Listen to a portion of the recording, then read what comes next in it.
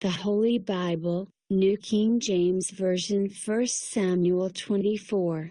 Now it happened, when Saul had returned from following the Philistines, that it was told him, saying, "Take note. David is in the wilderness of En-gedi." Then Saul took 3,000 chosen men from all Israel, and went to seek David and his men on the rocks of the wild goats. So he came to the sheepfolds by the road, where there was a cave, and Saul went in to attend to his needs. David and his men were staying in the recesses of the cave. Then the men of David said to him, "This is the day of which the Lord said to you, 'Behold, I will deliver your enemy into your hand, that you may do to him as it seems good to you.'"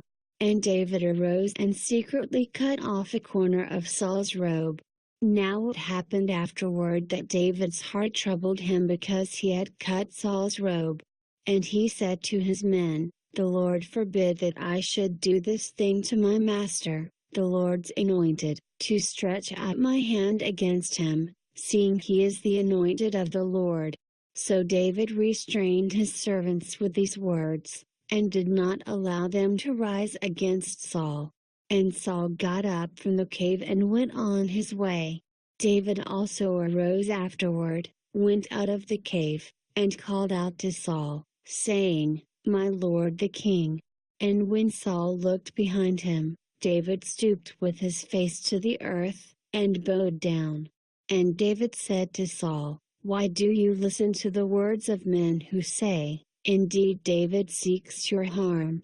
Look, this day your eyes have seen that the Lord delivered you today into my hand in the cave, and someone urged me to kill you.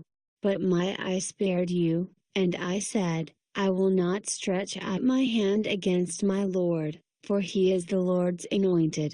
Moreover, my father, see. Yes, see the corner of your robe in my hand. For in that I cut off the corner of your robe, and did not kill you. Know and see that there is neither evil nor rebellion in my hand, and I have not sinned against you. Yet you hunt my life to take it.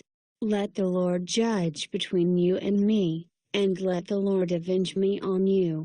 But my hand shall not be against you."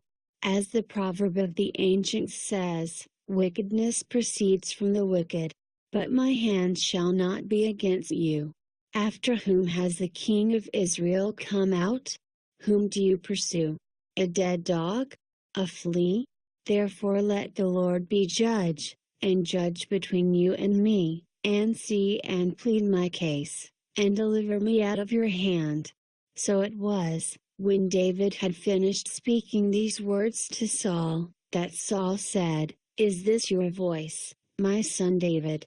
And Saul lifted up his voice and wept. Then he said to David, "You are more righteous than I, for you have rewarded me with good, whereas I have rewarded you with evil.